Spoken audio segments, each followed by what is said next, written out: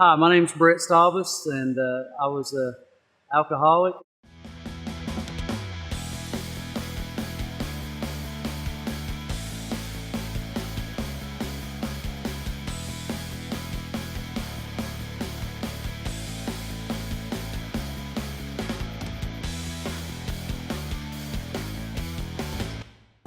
My dad was one of the biggest influences in my life, I guess you could say. I always looked up to my dad. I always wanted to kind of be like my dad. And, suddenly the strongest guy in the world to me that was never, ever sick, never complained, all of a sudden he had a massive stroke, and now I was taking care of him. I was taking care of not only him, but his house, my mom, my father. He's got like 30 acres, and so there's grass to cut, there's cows to take care of, there's equipment to take care of, and I'm working all the time. I'm doing a lot of work at home because for me at that time money was the main thing. I felt like the more money I made, the happier my family was. My wife was happy, my kids were happy. It was all about money. But it became such a burden, and I just kind of used alcohol, I guess, to kind of, numb everything. The pressure of the responsibilities of my father's and mine, and the alcohol seemed to smooth that over, that I created my own little world. At my home, I had a garage where I used to stay and drink a lot. I found all these different places to hide my liquor. Had them hidden everywhere. It's in the garage, up in the ceiling, underneath the shelves, in my hunting apparel where I used to go hunting and fishing. That stuff down in my hip waders. I did have an addiction, and I didn't realize it. One day it all came to a head. I got drunk one morning, called in and told them at work. I lied to them, told them I had a problem with my heat pump, and basically got wasted and passed out on the couch. And my wife showed up at home because she called looking for me here, and they said, well, he called in this morning. She couldn't get a hold of me, so she came home. That's when my addiction came to life. There's no hiding it. There it was in black and white. And so she threw me out. She made me pack up my stuff, and I had to move in with my mom and dad, which was pretty hard for my mother and father to have me come back home under those circumstances, because it seemed like when everybody found out, it was kind of like, I don't know, like I'd let everybody down. Everybody was kind of disappointed in me. And then I was worried about, now everybody's going to say, oh, look, he's just a drunk, he's an alcoholic. And so anyway, I moved in with my mom and dad. And that's when, I guess it was the day that I moved in, that my brother-in-law called me, and he told me that I needed to contact Roger Morrell down at Celebration Church. And he told me, he said that he'd been through a lot, and that he had a program down there that he thought would be good for me. So I was really positive about the whole thing when I talked to Roger, and I agreed to come on Thursday night, and so I started coming to celebrate. Then it was Celebrate Recovery, and got involved in a open share group. So I finally was sober long enough that my wife let me move back home. Now that I look back and I realize how the Lord was actually working on my wife, in order for me to go back home, she said, subscribe these rules that I agreed to, that she put in place to help me, basically to help me stay sober and to make me more responsible and to help build back some of the trust that I'd lost. So they weren't all bad rules, they were actually good rules. But, I didn't have any money. She only gave me a certain amount of money to spend. I had to be accountable for all that money. So she knew where I was spending it, that I wasn't going to the liquor store and buying liquor or anything with it. She took my credit card away from me. So there was no more pornography. I couldn't call the 800, 900 numbers for the pornography and stuff. She checked my cell phone on a daily basis to see who I'd been calling and who I'd been texting. So they seemed like extreme rules, but they were actually put in place to help me. Things had gone really good for a while. I went on vacation with my family at Myrtle Beach. And really, I guess the big thing was I went golfing, and we were on the practice green. We were practicing, me and my wife's, her cousin's husband. And he went to the pro shop, and I went to put my club back in my bag, and it wouldn't go in my bag. And I was like, I looked down inside the bag, and there was a bottle of vodka. That was my choice of drink was vodka. There was a bottle, and I was like, oh, wow. This is where, you have to make a real tough decision. And of course, I made the wrong decision. I decided to hide it, and I would throw it away later. It'd have been easy for me to say, hey, Mike, look what I found in my bag. And say, dump this out, throw it away. I wasn't drinking, it was down in here. It would have been easy to explain. But instead, I panicked, thinking nobody would believe me. And so I hid it under the spare tire in my car. So things went well. We came back from vacation, and about, I guess, a week later, my wife, being nosy as she is, decided she would go through the car one day. And sure enough, what did she find? She found that bottle of vodka.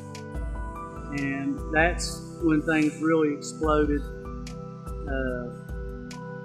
I knew no matter what I said, nobody was going to believe me. I tried to tell her that, hey, this is what happened, but she didn't want to believe it. She packed up, took the kids, and she left. She said she wasn't coming back. That was it. She was through. And so I got mad. I decided this is it. I'm going to run away. I'm going to leave home. I'll never come back. And so I started up the road, and I started trying to call people I knew at Celebration. And it just seemed like no matter who I called, nobody was home. And I got at the red light in front of the Bristol Hospital, and I was just so mad I threw my phone out the window. So off I went. I headed down 81 toward Knoxville, and I just thought, I'm gone. I'm not coming back. I had no idea where I was going, but I just knew I was going. And I was so mad at myself. And then I started thinking about all the stupid things I usually did when I got mad. Like I would drink, I would relapse, I would do something stupid. I said, not tonight. So as I headed down the interstate, the first thing I seen was my anger management book. And I was so enraged, it was the first thing I threw out the window going down the interstate. Anger management book went, then the checkbook went, then the wallet went. Anything I get my hands on in the car, I threw out the window. And that no matter what, I wasn't going to relapse. Because I didn't have any money, I wasn't going to have a checkbook, I wasn't going to have nothing. I was just leaving. Well, about the time I got to Sevierville, I realized I didn't have any gas in my car. So I stopped at the Bass Pro store and cooled off, decided, okay, I'm going to go back and face everybody. And so as I started back, I said, I've only got like one little bar on my gas gauge. I don't think I'm going to make it home. And at this time, of course, I'd already thrown my checkbook out, the only probably way I would have had any money. I didn't have any cash. Everything was gone. And here I ran out of gas. Directly across from the highway patrol office. So I'm thinking, surely there's somebody there that can give me some gas or help me. And so I had to walk all the way across the interstate and up to the highway patrol office.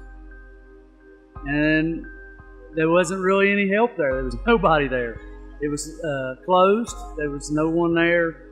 So I figured the only thing left to do was for me to walk I was going to have to walk home.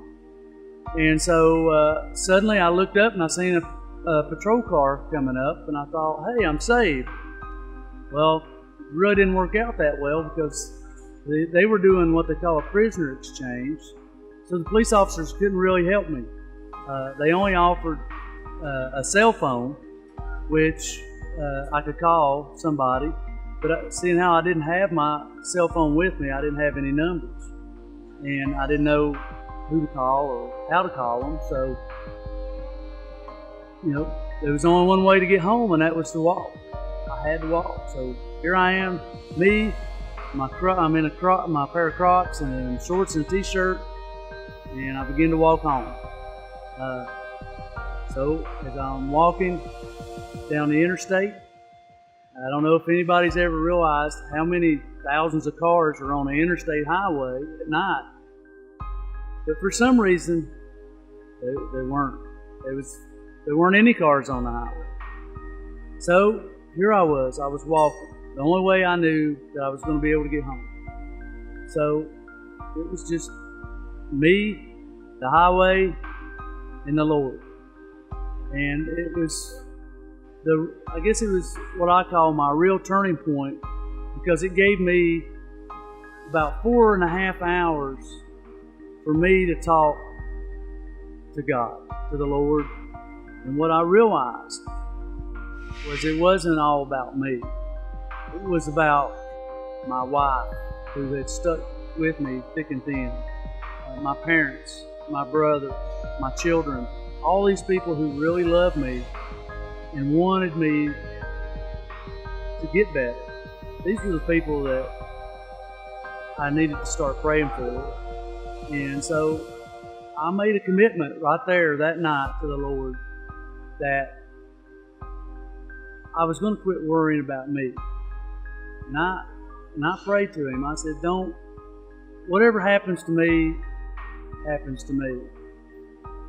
And so when I got home, I took a shower, and my wife got me in the car and brought me to work. And on my way to work, she told me, she said, I've had enough. I can't go on. I can't live like this anymore. I'm going to go get a lawyer, and I'm going to file for divorce. And at that time, I prayed. I said, Lord, it be your will. If that's what she has to do to move on, then she needs your strength and your guidance to do it. I didn't argue with her.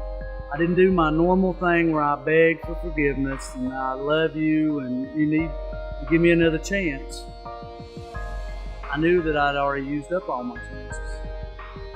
Every night that when I would pray, from that point on, it wasn't about me. I would pray for my wife, my children, my mother, my father, my brother, all the people around me that I'd let down, I'd hurt, I'd lied to, and so suddenly, it wasn't about me. And it didn't take very long that things started to change in my life. And even my wife started noticing little changes, and so she decided one day to let me move back home. And so, I moved back home, and as time went on, my life began to change more and more, and she kept noticing these changes in me. And finally one day she said, I've really noticed how you've changed, and I really like who you are. I like it. And she said, I'm really glad that you've made these changes in your life, and she said she could really notice those changes. After that, it seemed like my marriage began to get better. Me and her were able actually to communicate better. I was able to communicate with my children better. My whole marriage and life began to change right in front of me. And it was really amazing. My whole life was now driven around Christ. I was living a Christ-centered life. It wasn't about working all the time. It wasn't about money. It wasn't about pleasing everybody. It was more about me in my relationship with Christ. And the more that I seemed to draw Christ in closer, the better my life became. My marriage, my relationship with my children, and everything. Now that my life has changed, I don't need the alcohol. Now I have a newfound freedom in Christ.